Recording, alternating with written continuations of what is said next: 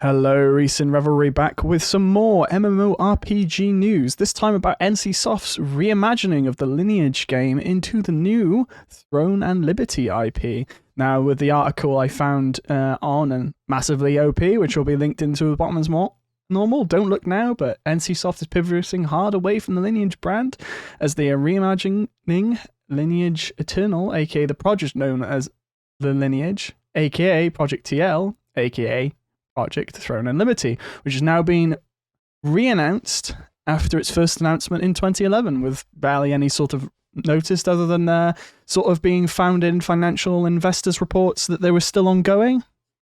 We've now finally got some more information on it. Obviously, according to NCSoft, the game is a next-generation MMORPG for console and PC with less monotonous field play, dynamic gameplay, and heavy immersion design, and with storytelling, adventure flair, focus on cooperative challenges, and the seamless 3D space and animal transformation moving, etc., etc., down to the sort of aspect of no preference to Eastern and Western design targets, which is obviously a sort of key focus at the moment with Lost Ark. The game is obviously going to be sharing a world map as well with another NCSoft title known as Project E. They obviously don't. So, new MMO in 2022. Pretty bold move from NCSoft to go out there, just out of the doorway, and just say it's happening, because they have advised that it's probably going to launch in some of the later quarters of 2022, so quarter 3, quarter 4. And obviously they have, as any sort of good game company, dropped a trailer with it. So we're just going to have a quick look over the trailer as well, and then I'm just going to stop it and dissect some thoughts on it as well, if it wants to actually play. There we go.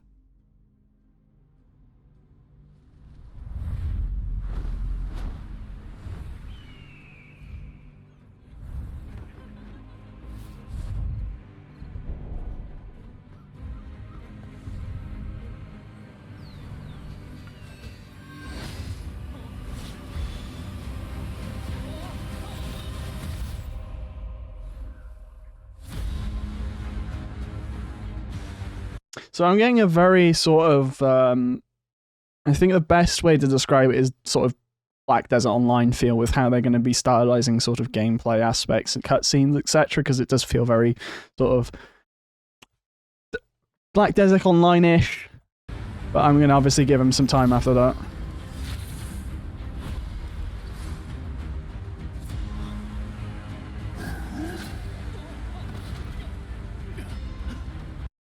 Well, naturally, the graphics are going to be quite good for a sort of Korean-based game as well. You can just tell off the level of detail on the anime environment. If this is obviously an in-game engine sort of rendering, it is probably just cutscenes. So we'll have to wait until sort of actual gameplay is shown.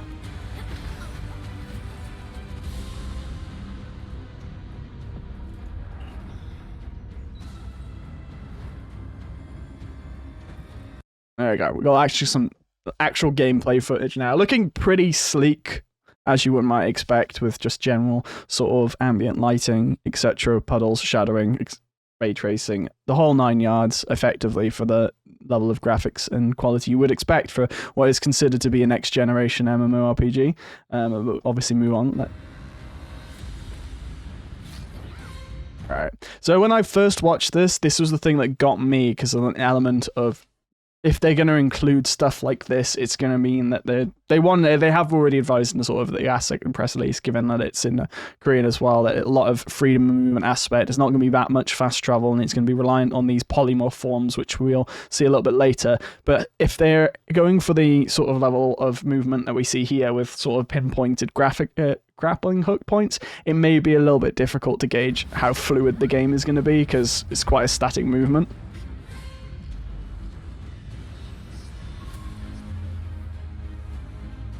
Quite good art.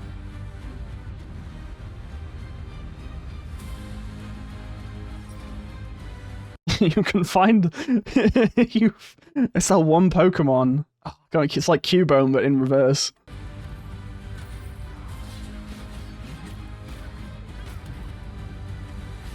Okay, so the sort of combat aspect as well is just giving me very Black Desert Online feels with the action combat aspect. It just doesn't feel like a lot of the attacks are quite weighty, though. I think that's one of my things with the style of MMOs is that you don't feel like the weight behind impacts, and it just kind of feels like at some of the times the combat swings, etc., tend to be fairly like floaty rather than an actual impact. It looked like literally with that previous guy, it looked like he was slapping his sword against him.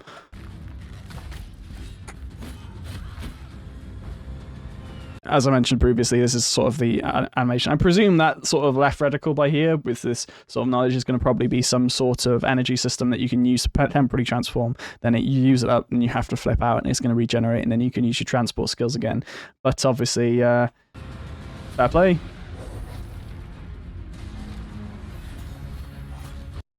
Heralding back to Lineage's style with a lot of players. My days, look at the amount of players in that.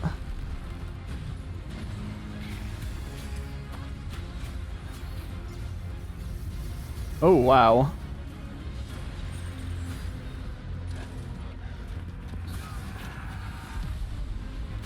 Yeah, this is another thing that kind of gets me going. I think there was a massive, like, PvP focus on this game as well, which I think they've highlighted in sort of their press release, which I'm not a great fan of, but I know a lot of people are, but they've obviously got to put a lot of thought into how to actually make PvP more enjoyable, and I think there are a few things in that launch and press release that actually go into explanations regarding how weather systems actually influence combat, and how you can simply have an arrow being useless in certain weather conditions where the range is lowered, etc. But siege aspects are always 100% good for me. Like a kaiju battle. Okay, that was kind of a little neat thing to point out there, was that we just clearly saw during a raid boss mechanic that you were having to utilize your sort of flight form effectively, as I'll call it, or flight polymorph, or crow polymorph, basically, to avoid mechanics. You saw the players doing that in unison, presumably so that they could miss the ground pound, etc.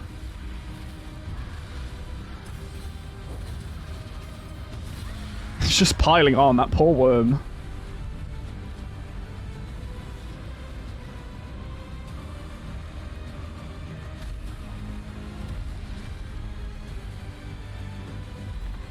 Oh, hello. Okay, so we could... Mobile platforms going into combat, etc. And then it obviously finishes off the trailer.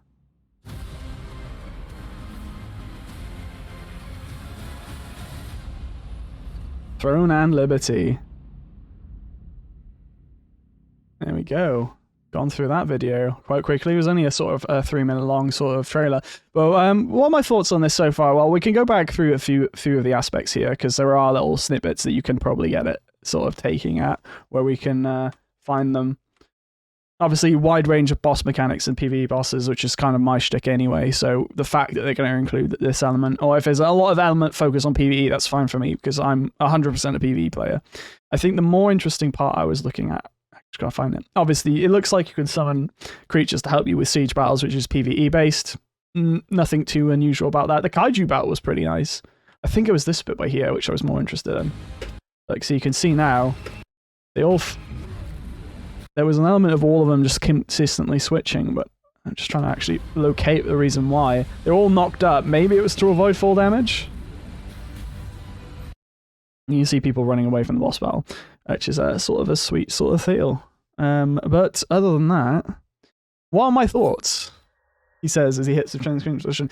I think any new MMORPG is a good thing at the moment. However, my stipulation and problem is that a lot of people are going to potentially link this to Lost Ark, only because of sort of NCSoft and the way where it's being developed.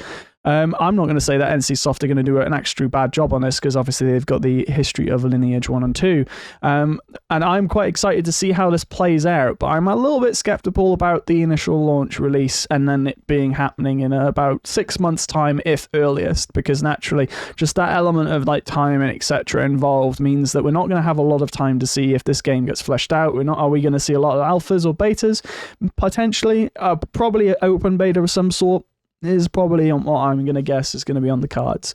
But Whether or not I actually get to try out this game or not is probably going to be another thing, because it does look like it's going to be a game designed for higher end / newer PCs and or consoles, which is obviously going to be a detriment to some players, especially if there is a focus on high fidelity on the level of graphics. But at the same time, it's a Korean-based game. We look at other things like DDO, Black Desert Online, BDO. High graphical fidelity is sort of an element of that sort of gameplay. So realistically, one to look forward to and one to keep an eye out for. I personally feel, in all honesty, is Throne and Liberty going to be a good big game for MMO or big MMO for 2022? I think so. I think it's going to be one of those things with Lost Ark. The fact is we're going to see a continuation of just jumping between MMOs at the moment until one big one lands. And I think a lot of the older players that were specifically used to how Lineage played were hearkening for this. And I mean, a lot of the comments we do actually see in on the actual trailer page are from Lineage players. I'm an old Lineage player. There are a lot of fans who are waiting for a new style Lineage MMORPG. It looks like the one. Please don't screw this up. Look at the UI. What we want to see is clean UI. The UI looks good. New form of Lineage 2. Obviously, these are just random people on the internet saying that they want something, but at the same time, it is something that people want. So at the end of the day, are NCSoft going to give them the game? Hopefully so. But other than that, that's pretty much my thoughts on it. I think that it's probably going to be a big MMO for some, but not for others. If you have liked my sort of commentary, feel free to like and subscribe on the video. I do sort of have these elements and do consistently try to put out notice on MMORPG content at least once or twice a week at the moment, just to keep the ball rolling on this aspect, but I'm primarily mostly focusing on Twitch, where you can ask my thoughts and opinions on things there. But otherwise, thank you very much. Hope you enjoy the video. Take care. Hi, it's Recent Reverie, and thank you for watching the video. If you've enjoyed the video, feel free to like and subscribe, because it really helps out the channel and it'll help me decide on what you guys want to do and what you want me to do, and actually angle the channel towards what is going to come out.